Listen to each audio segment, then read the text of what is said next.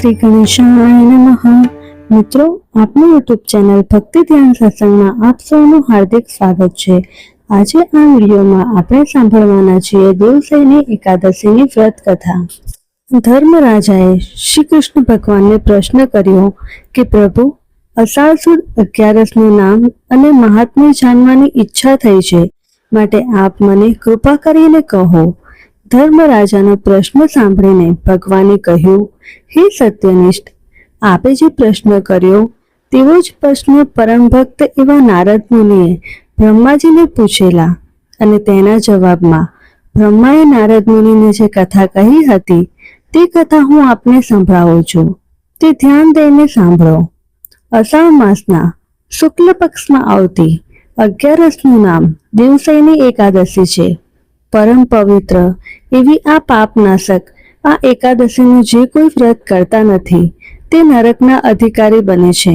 આના માટે પુરાણમાં જે કથા છે તે હું કહું છું, સાંભળો. પૂર્વે માંધાતા નામે એક રાજા સૂર્યવંશમાં થયા હતા. તેના રાજ્યમાં રાજા અને પ્રજા સર્વ સુખ સંપન્ન હતા. ધન ધાન્યની કોઈ કમી નહોતી.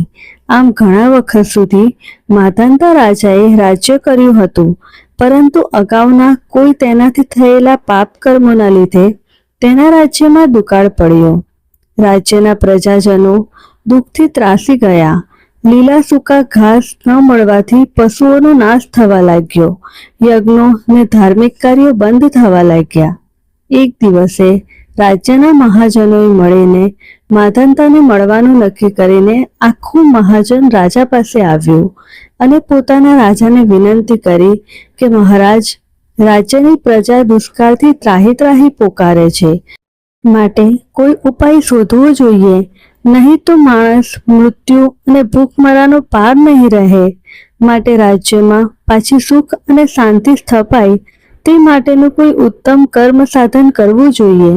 મહાજનોની વાત સાંભળીને રાજાએ કહ્યું, મેં ઘણી પૌરાણિક કથાઓમાં સાંભળ્યું છે કે રાજાનો કોઈ અર્થઘટિત કાર્યથી, અનાચારી કે પાપચારાથી જ પ્રજા દુઃખી થાય છે, પરંતુ આજ સુધી મેં કોઈ એવું અનુચિત કાર્ય કર્યું નથી, કોઈ કુકર્મ કર્યું નથી, કોઈ પાપ કર્મ કર્યું નથી. છતાં પણ મારા રાજ્યની પ્રજાના હિતાર્થ હું દુષ્કાળમાં રાહત થાય તેવા પ્રયત્નો કરીશ. પુરાણકારોના મતો મેં વાંચ્યા છે. તેઓ પણ એમ લખે છે કે રાજા તો પ્રજાનો પાલક કહેવાય, પિતા સમાન ગણાય. પ્રજાનું રક્ષક જ જો ભક્ષક બને તો પૃથ્વી રસ્તાળ થાય છે. પરંતુ મેં હજુ સુધી કોઈ એવું પાપ કર્મ કર્યું નથી કે પ્રજાને શોષવાનો વિચાર માત્ર કર્યો નથી. છતાં પણ હું મારાથી બનતો પ્રયત્ન કરીશ, માટે આપ નિશ્ચિંત રહો. આમ કહી રાજાએ બીજે દિવસે પોતાના અંગરક્ષકો સાથે નગર પાસેના વનમાં ગયા કે જ્યાં અંગિરસ મુનિનો આશ્રમ આવેલો છે અને ત્યાં ઋષિનો નિવાસ છે. રાજા અંગિરસ પાસે આવીને સાષ્ટાંગ દંડવત કરતા બોલ્યા, દેવર્ષિ, મેં આજ સુધી મારી પ્રજાને પુત્રતુલ્ય સમજીને તેનું જતન કર્યું છે.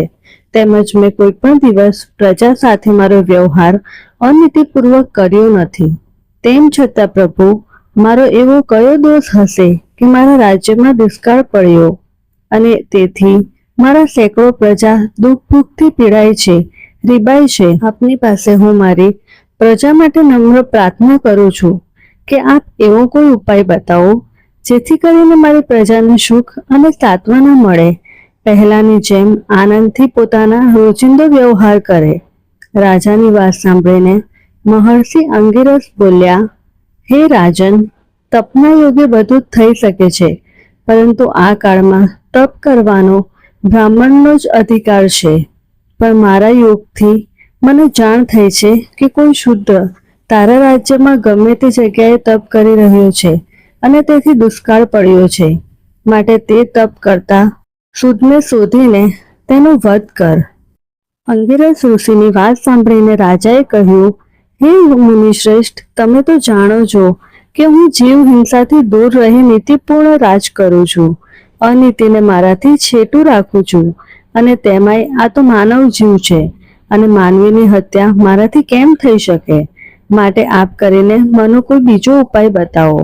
એ ભલે મારે કષ્ટ ભોગવવું પડે, હું મારી પ્રજા માટે મારા શરીરની પણ આહુતિ આપતા અચકાઈશ નહીં. માટે આપ કૃપા કરીને માર્ગ બતાવો. રાજાની નીતિપૂર્ણ વાત સાંભળીને મહર્ષિ અંગિરસને આનંદ થયો. તેમને રાજાને ઉપાય બતાવતા કહ્યું, રાજન, તારી નીતિવાન મનોભાવને જાણીને મને હર્ષ થયો છે. બાકી હું નાનામાં નાના જીવની હિંસા કરવા તને કહું જ નહીં, અને તેમાંય કોઈ માનવીની હત્યા કરવાનું હું કેમ કરીને કહું? માત્ર તારા મનના મનોભાવ જાણવા મેં તને આ કહ્યું, પરંતુ તારા અંતરથી જ પ્રજા હિત ઈચ્છે છે અને નીતિવાન પુણ્યશાળી આત્મા છે. માટે હું કહું તે સાંભળ. અનેક મનોકામનાઓ પૂર્ણ કરનારી એવી પવિત્ર ગંગા સમાન દેવશયની એકાદશીનું તું વ્રત ઉપવાસ કર. આ દેવશયની એકાદશી અષાઢ માસમાં શુક્લ પક્ષમાં આવે છે. આ વ્રતના પ્રભાવથી અને નારાયણની પ્રેરણાથી મેઘરાજાની મહેર તારા રાજ્ય ઉપર થશે.